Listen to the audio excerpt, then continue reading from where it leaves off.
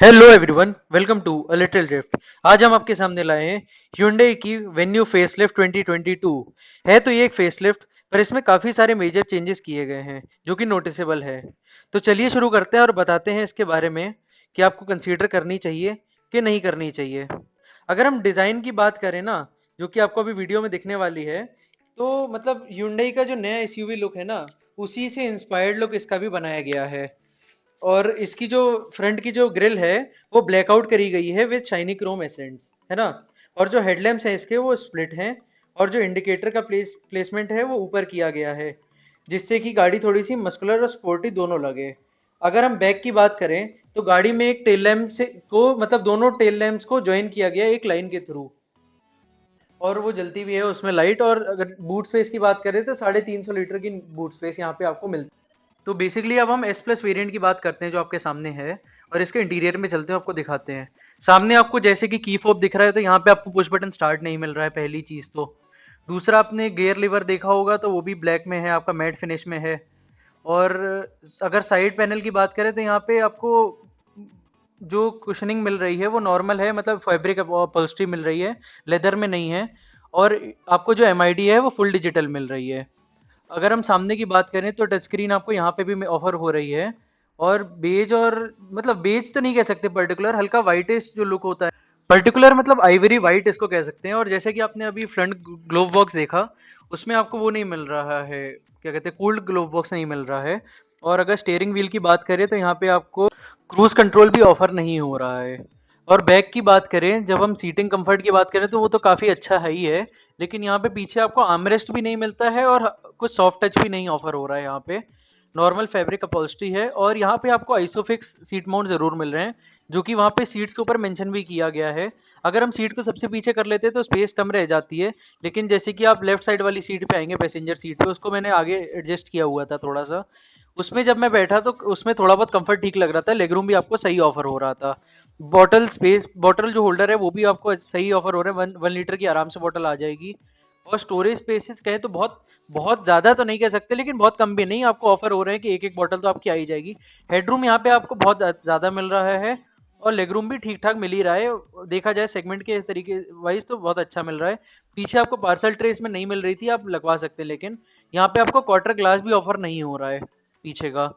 और tail lamp की बात करें तो वही ज्वाइन होती है, और ब्लैकआउट करी गई है ये भी। और एस प्लस वेरिएंट में आपको एलॉय व्हील्स भी नहीं मिलते, और जो व्हील्स हैं वो 15 इंचेस के हैं, और पीछे आपको वाइपर भी नहीं मिल रहा है। अब आपके सामने लेके आ रहे हैं एस एक्स वेरियंट इसका, जिसमें कि एलॉय व्हील्स लगवाए गए हैं कंपनी की तरफ से। लेकिन आप यहाँ पे ध्यान से देखें तो Hyundai ने यहाँ पे फॉग लैंप नहीं दिए गए हैं, जो कि मतलब Hyundai क्लेम करती है कि यहाँ पे आपको फॉग लैंप की जरूरत ही नहीं है, इनकी हेडलाइट्स ही बहुत पावरफुल हैं।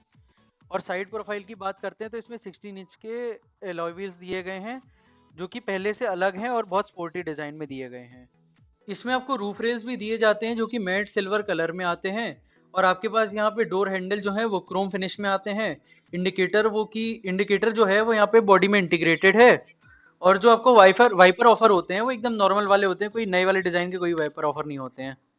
और हाँ, इसका जो बैक का बम्पर है वो भी चेंज किया गया है थोड़ा सा। और ऊपर की बात करें तो यहाँ पे आपको शार्क फिन एंटीना भी दिया जाता है, और एक आपको सनरूफ भी ऑफर किया जाता है।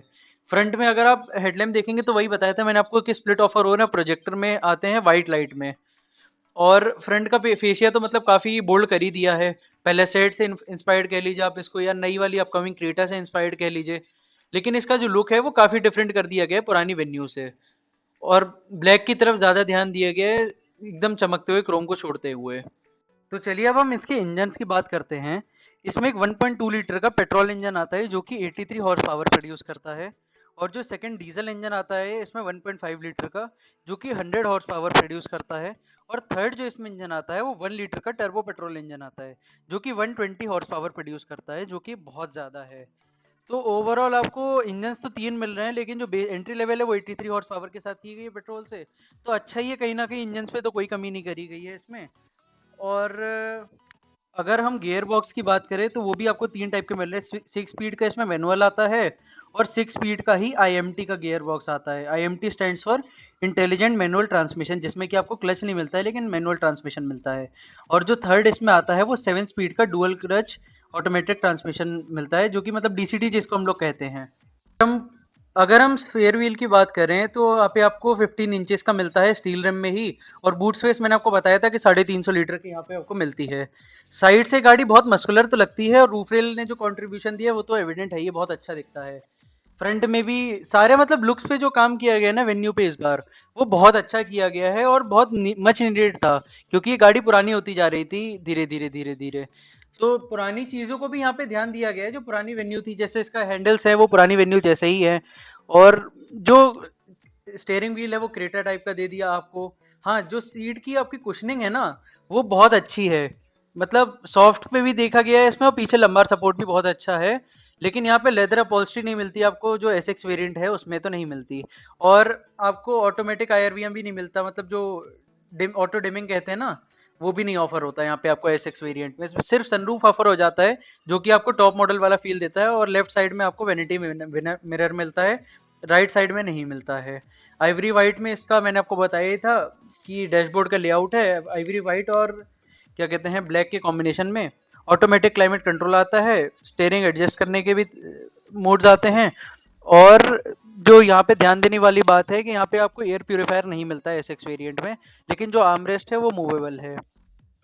और रेयर सीट में भी अगर बात करें तो यहाँ पे सेम ही मिलती है, बस आपको एसएक्स वेरिएंट में यहाँ पे आर्मरेस्ट और मिल जाता है।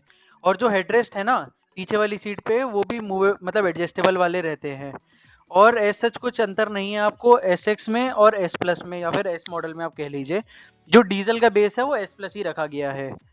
और आपको सामने वही म्यूजिक सिस्टम मिलता है, टच स्क्रीन।